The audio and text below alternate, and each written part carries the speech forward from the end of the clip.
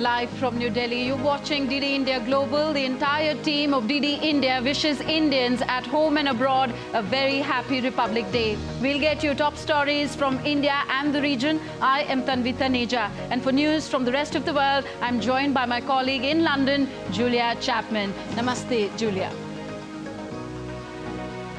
Namaste and happy Republic Day to you, Tanvi. It's 11:30 a.m. in London and 12:30 p.m. across Central Europe. Coming up, a landmark ruling is imminent at the UN's top court. Unseasonably warm weather hits southern Europe, and Britain's King Charles is hospitalized. But first, the headlines.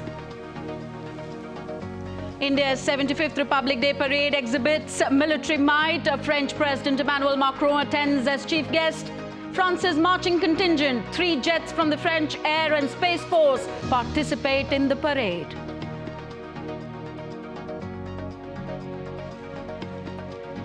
India-France ink agreements on defense, industrial production, space cooperation, satellite launches, clean energy, among others. 2026 to be celebrated as India-France Year of Innovation. India's ambassador to France says French aircraft manufacturer Safran is willing to share technology to make fighter jet engines with India. US Secretary of State Antony Blinken discussed the Israel-Hamas conflict with South African Foreign Minister Naledi Pandor on Thursday.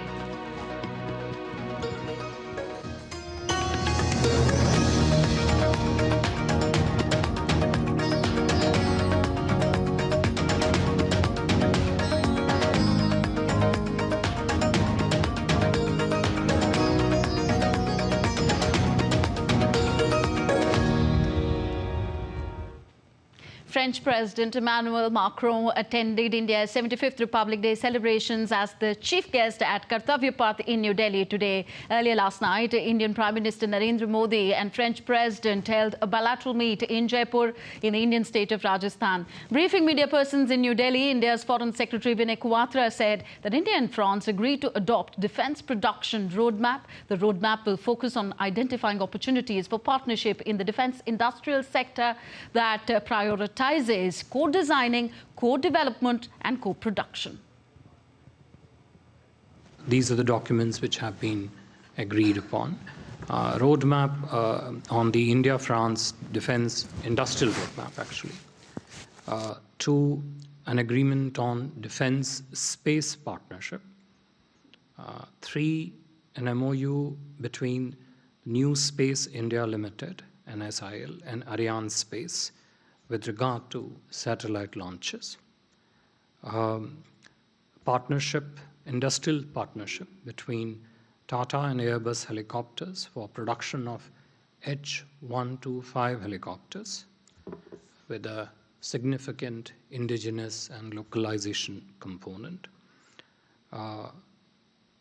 Agreement between Department of Science and Technology, 2 agreements actually, and the counterpart French institutions with regard to joint research in clean energy, mainly decarbonized hydrogen, applied mathematics, digital technologies, and 2 ministries of health on healthcare cooperation, education, training and research. This would include the space of digital health and use of artificial intelligence in the healthcare sector. Both the leaders, Narendra Modi and Emmanuel Macron, also spoke about developments in the Red Sea, noting that disruptions to commercial shipping is a matter of serious concern. With regard to developments in the Red Sea, naturally the disruptions, the potential disruption and the actual things happening in the maritime domain there, which is causing disruption to the commercial shipping, indeed is a matter of serious concern, and the both leaders focused on it. India's ambassador to France, Javed Ashraf, said that Safran, which is France's aircraft manufacturer, it's willing to collaborate and share technology to make fighter jet engines with India. this always features in the conversation between the President and the Prime Minister, because what we are looking for is not just a manufacturing transfer of technology, which is essentially keeps you going with the same crutches that you have been going on for the last 6 decades, but to work in the actual design phase, metallurgical aspects, etc. So Safran is fully willing to do it with 100% transfer of technology, 100% transfer of technology in design, development, certification, production, and so on and so forth. But it's obviously a very complex subject, and it has to fit in with the overall future requirements. So these discussions will continue to take place, and that's also part of the defense industrial roadmap. So India is celebrating its 75th Republic Day with great pride and honour today. President Draupadi Murmu commenced the celebrations by unfurling the national flag of India at the Kartavya Path in New Delhi. French President Emmanuel Macron attended the Republic Day celebrations as the chief guest.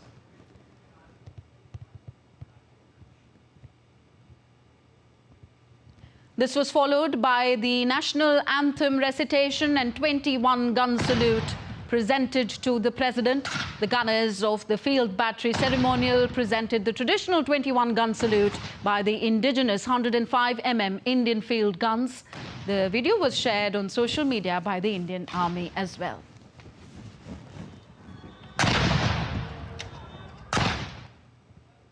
Prime Minister Narendra Modi welcomed President Draupadi Murmu and French President Emmanuel Macron at the Kartavya Path, escorted by the President's bodyguard for the Republic Day celebrations this morning. The Republic Day parade, as we told you, commenced with multiple military contingents marching down the Kartavya Path.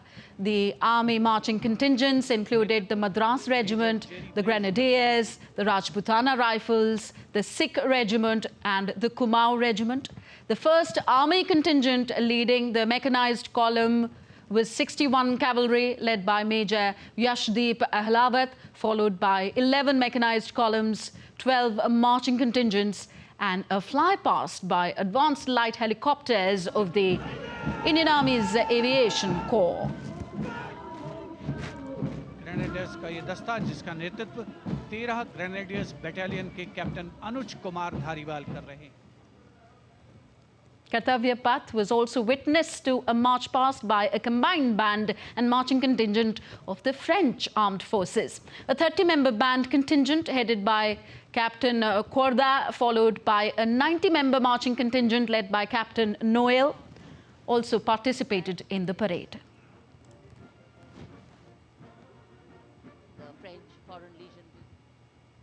French President Emmanuel Macron extended his greetings to the people of India on 75th Republic Day. In a tweet on a social media platform, he shared an image with India's Prime Minister Narendra Modi and wrote, "My dear friend Narendra Modi, Indian people, my warmest wishes on your Republic Day. Happy and proud to be with you. Let's celebrate," he wrote on X. So that was about the Indian Republic Day celebrations. Now let's head to West Asia. Israeli forces continue to pound the main southern city of Khan Yunis, from where thousands of Gazans were fleeing to the south. My colleague Julia Chapman is in London. She gives us more on this and other stories making headlines around the world. Julia, all eyes on the World Court ruling later today. That's right. As we await the verdict from the International Court of Justice on Israel's actions in Gaza, Israeli forces continue to engage in battles in the heart of Khan Yunis. The Israeli army said that its forces struck dozens of Hamas fighters and infrastructure from the air and ground. Troops also fired at Hamas targets in northern Gaza. The fighting comes as Israel's Prime Minister Benjamin Netanyahu vowed that the country will eliminate Hamas. Today, we are planting trees in the blood and sorrow-soaked ground, living trees in their memory. Hamas came to support us. We will uproot them. Hamas came to wipe us. We will wipe them out. Total victory means eliminating Hamas and returning all our hostages. We will not give in on this goal. Ahead of the ICJ ruling, U.S. Secretary of State Antony Blinken spoke on Thursday with South African Foreign Minister Naledi Pandor. It comes as the UN's top court is due to rule shortly on South Africa's request to halt the fighting in Gaza. Friday's ruling will decide whether provisional measures should be taken to end Israel's military operation in the enclave and order Israel to provide more humanitarian assistance there. On a visit to Angola on Thursday, U.S. Secretary of State Antony Blinken hailed progress in the construction of the Lobito Corridor. The rail link will transport key metals exports from the Central African Copper Belt. The United States has been supporting the project that connects the resource-rich Democratic Republic of Congo and Zambia to the port of Lobito in Angola. The corridor aims to expedite the transport of minerals like copper and cobalt to circumvent bottlenecks in South Africa. The United States is contributing to the costs of upgrading the existing 1,300-kilometer rail line and extending it for another 800 kilometers.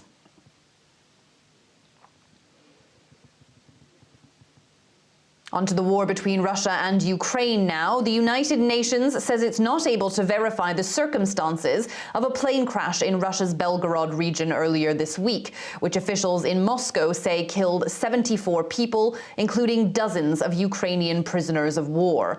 On Thursday, the UN Security Council met to discuss the downed plane at Russia's request. A senior Russian lawmaker said Ukrainian military intelligence had been given a 15-minute warning before the plane entered the area. Ukraine has denied that. UN Political Affairs Chief Rosemary DiCarlo called for further escalation to be avoided. We understand both Russia and Ukraine are conducting separate investigations into the incident, and Ukraine has called for an international probe. The United Nations is not in a position to verify these reports or the circumstances of the crash. What is clear is that the incident took place in the context of Russia's invasion of Ukraine and ongoing war. To avoid further escalation, we urge all concerned to refrain from actions, rhetoric, or allegations that could further fuel the already dangerous conflict. Britain's King Charles III has been admitted to a London hospital ahead of a procedure to treat an enlarged prostate. Buckingham Palace had announced the procedure in advance. The 75-year-old king will postpone engagements for a short period while he recuperates after leaving hospital, although it isn't known how long he will stay there. The British monarch is being treated in the same hospital where Catherine, the Princess of Wales, continues to recover from abdominal surgery she had last week. The king is understood to have visited his daughter-in-law before having his own procedure.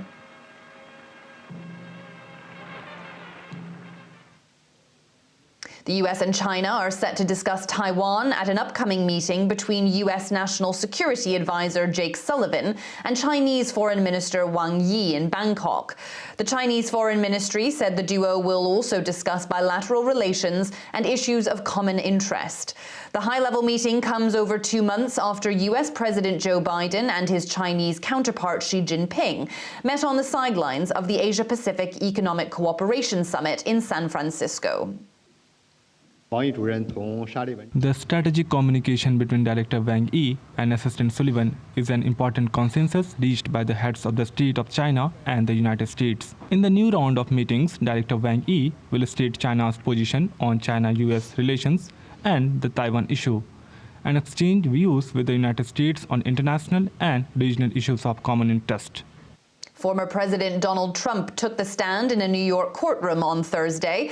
He was testifying in the defamation trial brought by the writer E. Jean Carroll, who alleges he sexually assaulted her in a dressing room in the 1990s.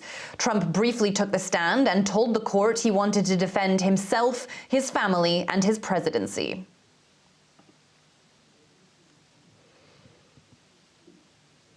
Thousands of Australians gathered in state capitals on Friday to celebrate the country's National Day.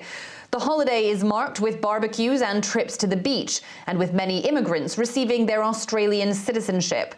The event marks the day the United Kingdom established the state of New South Wales as a penal colony.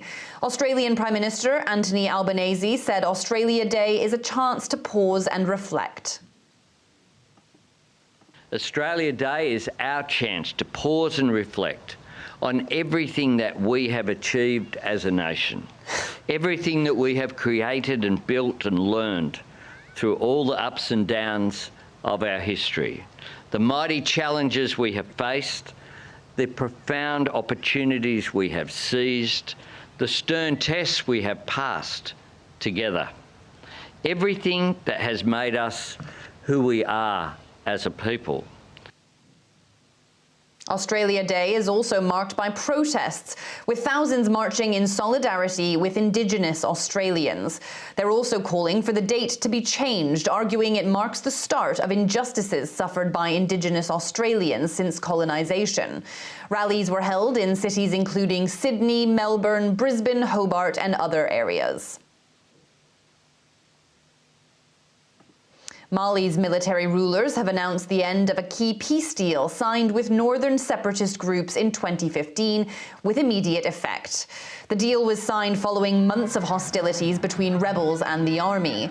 The ruling junta blamed what it called a change in posture of certain signatory groups, but also acts of hostility by the lead mediator, Algeria. The deal was considered to be crucial to maintaining stability in a country rocked by violence since 2012. Unseasonal heat for this time of year has swept through Spain and Portugal. The capitals Madrid and Lisbon have seen residents enjoying outdoor cafes as temperatures reached 18 degrees Celsius this week. Scientists have linked the high temperatures and dry and windy conditions to climate change. Last year was the second warmest year on record in Spain, only surpassed by 2022. That's it from me here in London. Back to you in the studio. Thank you very much, Julia. Julia Chapman joining us all from London. You're watching DD India Global, still to come on this show. Indian government confers its second highest civilian award, the Padma Vibhushan, to its former Vice President M. Venkaiah Naidu. And India's overseas missions and diaspora join the country's 75th Republic Day celebrations with great fervour abroad.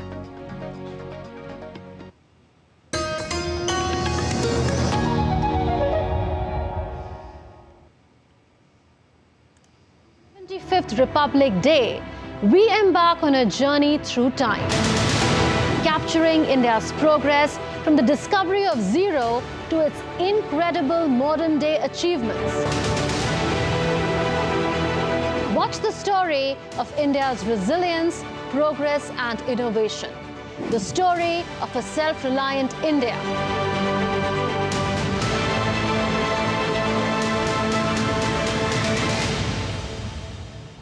On Connecting the Dots with me every Friday at 8 p.m. IST on DD India.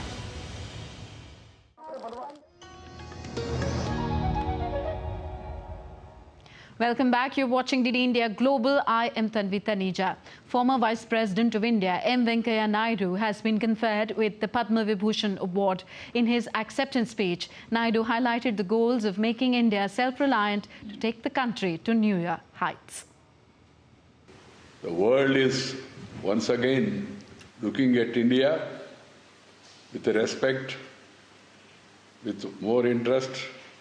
So Indians, we people of India, we have a greater responsibility to work together, join together, maintain harmony, camaraderie, and then follow the share and care, which is the core of Indian philosophy, thus that policy to take the country forward. The 75th Republic Day of India was celebrated at the Embassy of India in Kathmandu, Nepal. The celebrations began with the unfurling of India's national flag by Ambassador of India to Nepal, Naveen Srivastav. The ambassador also conveyed his greetings on the occasion to members of the Indian diaspora in Nepal. The embassy also unveiled the Bhupu 2024 magazine covering the welfare initiatives of the Government of India for ex-servicemen domiciled in Nepal. The members of the Indian diaspora in China participated in the 75th Republic Day celebrations. Despite the cold weather, the Indian diaspora showed reverent patriotism and attended the event organized at the Embassy of India in Beijing. The 75th Republic Day of India resonated with enthusiasm and patriotic fervour across the United Arab Emirates as the Indian community there came together for the grand celebrations at the diplomatic missions. The members of the Indian community participated in large numbers in Abu Dhabi's Embassy of India and the Consulate General of India in Dubai. The cultural celebrations featured a range of performances, while a vibrant cultural program was also organised under the theme One Nation, One Voice. This event is going to take place in the evening at the Taj Exotica. The 75th Republic Day of India's celebrations were also held in Dhaka, Bangladesh, with enthusiasm and patriotic fervour at the High Commission of India. Members of the Indian community took part in large numbers in these celebrations at the Chancery Building. The High Commissioner welcomed the Indian community and greeted them on the occasion. It was followed by patriotic songs performed by the members of the Indian community in Dhaka. Earlier on Wednesday, the High Commission of India in Bangladesh held a grand reception at the International Convention Centre in Dhaka to mark the celebration of the 75th Republic Day of India. The High Commission of India in Maldives also celebrated the 75th Republic Day with great fervour. The High Commissioner also extended his warm greetings on the occasion. Russian President Vladimir Putin showered praises on Indian Prime Minister Narendra Modi for guiding India towards rapid growth and development. During the visit to Kaliningrad University on Thursday, Russian President said that Make in India is making massive waves under Prime Minister Narendra Modi. He praised India's independent foreign policy, adding that Russia can rely on India as a trusted partner because it does not play political games on the international stage. Putin stressed that his nation is demonstrating its faith in New Delhi by being its greatest foreign investor as the Russian oil company Rosneft plans to expand its presence on the Indian market and will be building an oil refinery in India. Putin said Rosneft has already invested $23 billion in purchasing a network of gas stations and a port in India. Suffice to say that the largest foreign investment in the Indian economy, at least it was until now, something may have changed, but the largest investment came from Russia. Our company, Rosneft, invested $23 billion in the acquisition of oil refineries and a network of gas stations, ports, etc. They have plans for the future. They want to build a plant, and this is just one example. Continuing the greetings coming from all over the world, U.S. Secretary of State Antony Blinken lauded the vibrant people-to-people ties between India and the United States. He extended his wishes to the people of India on the country's Republic Day. In a statement, Antony Blinken said that the Constitution of India continues to provide an enduring framework for the world's largest democracy and a foundation for its global leadership. Blinken recalled how 2023 has been marked by important milestones in our comprehensive global and strategic partnership, including our cooperation throughout India's successful G20 presidency and at the G20 Leaders Summit. British High Commission in India also shared warm greetings from His Majesty the King on India's Republic Day. In the message, King Charles said that he cherishes the bond shared between both the nations and wished that the diplomatic ties continue to flourish between the two countries in the coming years. The Indian consulate in Saudi Arabia, in Saudi Arabian city of Jeddah, celebrated the 75th Republic Day of India with great patriotic fervour and enthusiasm, marking the day by featuring the spectacular cultural pageantry. The Consul General unfurled the tricolour and read excerpts from the address of Honourable President of India. With temperatures as low as -31 degrees Celsius, the Indian flag flew high at the Embassy of India at the East Asian country Mongolia. The delegates marked the 75th Republic Day of India in the country.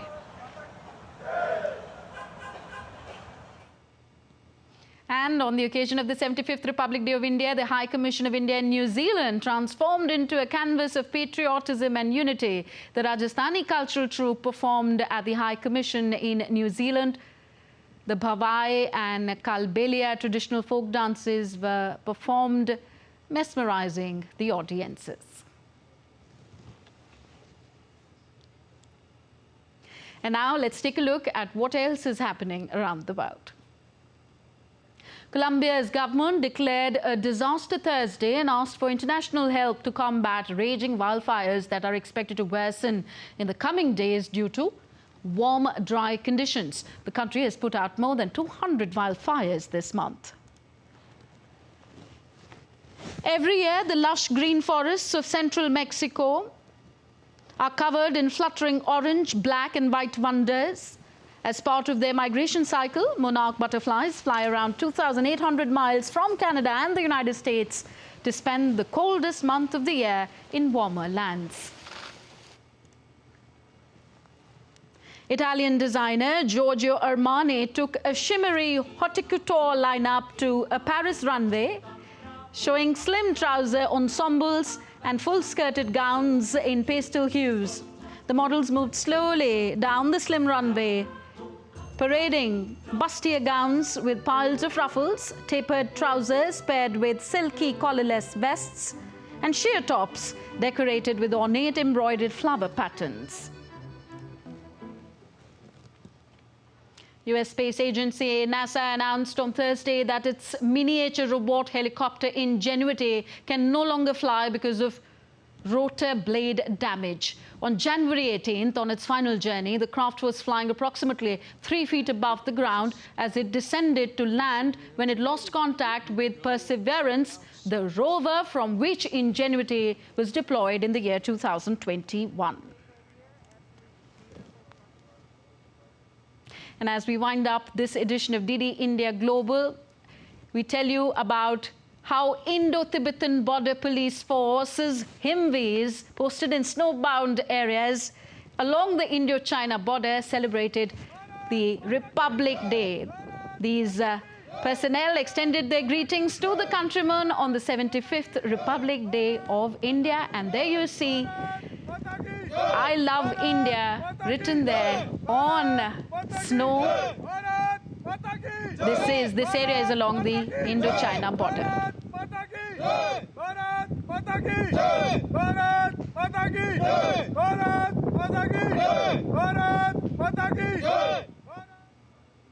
So once again, wishing every Indian in any part of the world a very happy Republic Day. That's all in this edition of DD India Global. Do let us know your thoughts on the news of the day. Connect with us on Facebook, X, and Instagram at DD India Live. I am Tanvi Taneja from my entire team in New Delhi. Thank you for watching. Namaskar.